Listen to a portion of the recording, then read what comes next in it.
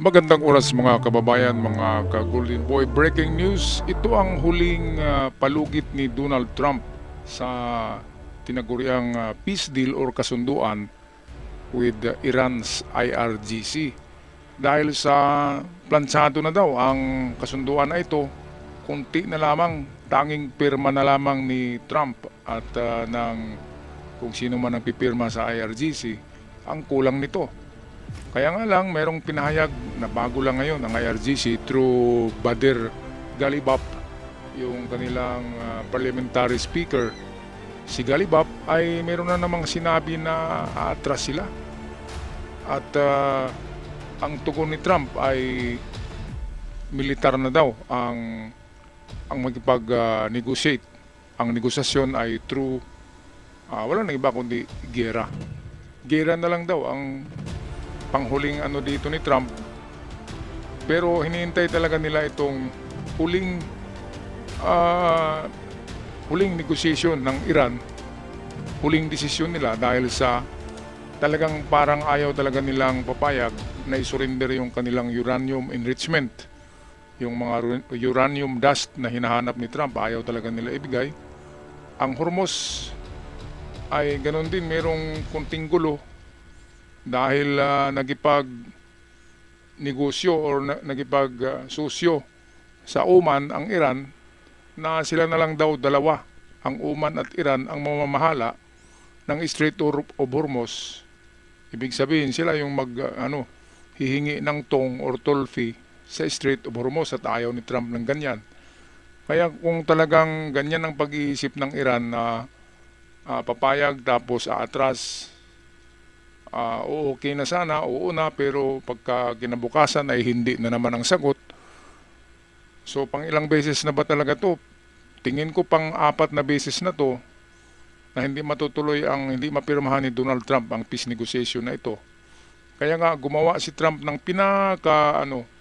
pinakamadaling maintindihan na peace negotiation. Nirevise nila ang mga points na dapat pag-usapan. 5 conditions binigay ni Trump na pinakamadaling maintindihan.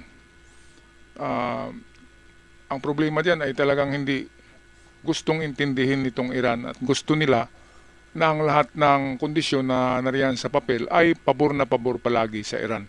So meron tayong hiram na video dito courtesy ng Bilyonaryo Channel, atin panoorin. A warning from President Donald Trump. He says the Department of War will step in if the U.S. and Iran fail to reach a new deal. Trump says they're close to an agreement, but warned other options remain if talks collapse. The U.S. has sent Iran a tougher proposal aimed at speeding up negotiations over Tehran's nuclear program and keeping the Strait of Hormuz open to shipping.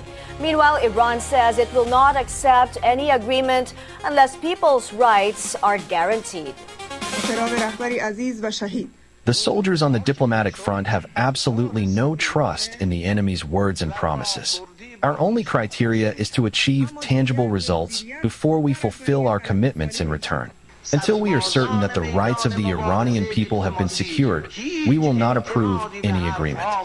Okay, so itong sinabi naman ni Bader Galibaf dito ay okay naman yan na until na walang maapakan na rights ng mamamayan sa Iran sa mga kondisyones ni Trump ay papayag naman siya. Ang problema dito ay dalawa kasi silang ulo diyan eh. Yung isa ay si Abbas Araghchi, 'di ba? Yung papugi-pugi points.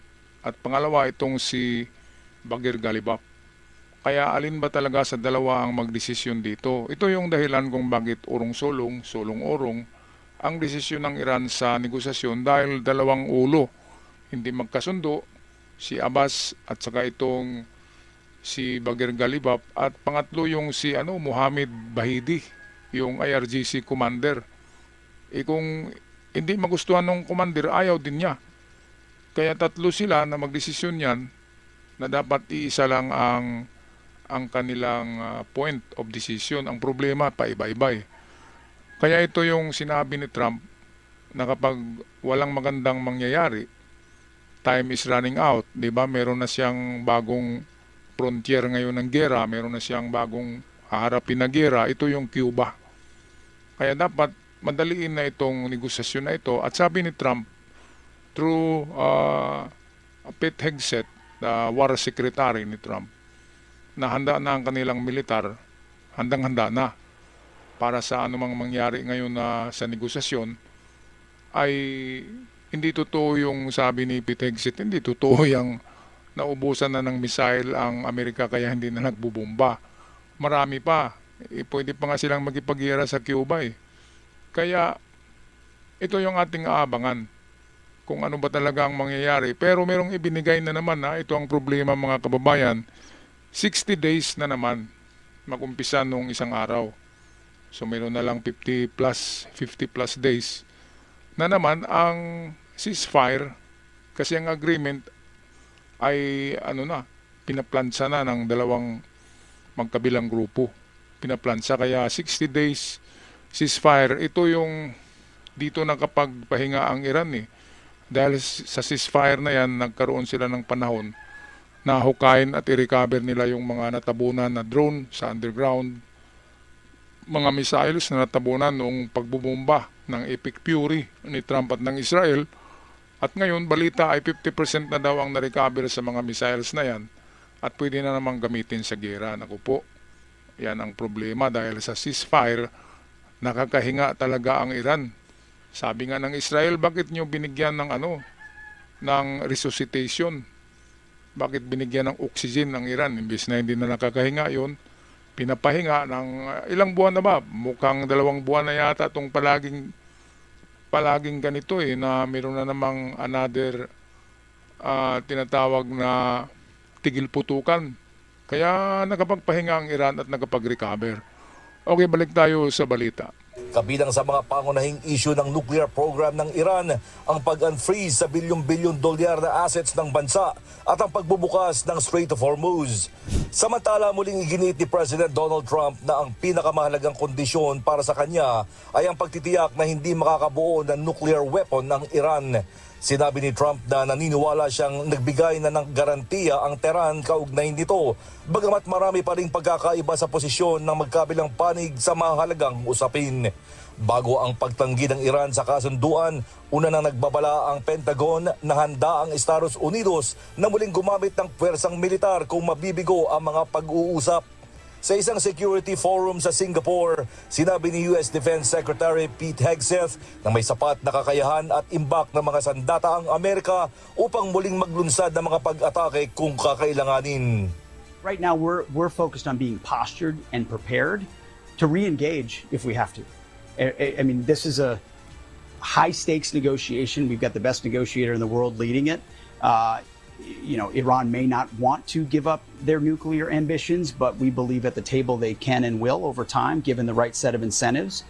Gayunman, kung hindi naman aniya gusto ng Iran makipag-usap sa negotiating team ng Estados Unidos, ay maaari namang ang US military force na ang humarap dito. Ayan, so yan yung diyan kakabahan ng IRGC kapag sasabihin na ni Pete Hegseth at ni Trump na bomba nang makipag-usap sa inyo ang military na ng Amerika.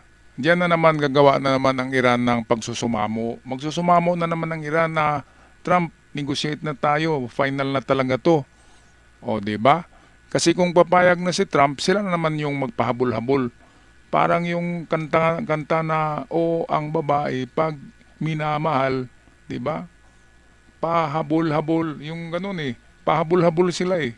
Dahil sa meron ngang hinahabol si Trump na isurrender nila ang kanilang nuclear ambition at buksan ang Strait of Hormuz para sa international community, para sa international economy.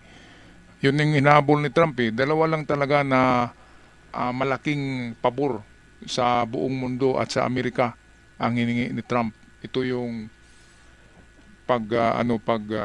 takwil ng Iran sa kanilang nuclear ambition at ang pag-open muli sa Hormuz na walang toll fee.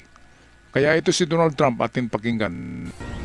We're making a great deal. We're going to make it a great deal. Other, we'll just go back and finish it off militarily. We're close to a very good deal, and if we can make it good, otherwise we just start up with the Department of War, the One guarantee that I have to have is that there will be no nuclear weapons. They've agreed to that. We're getting what we want slowly. Iran is in a very bad position.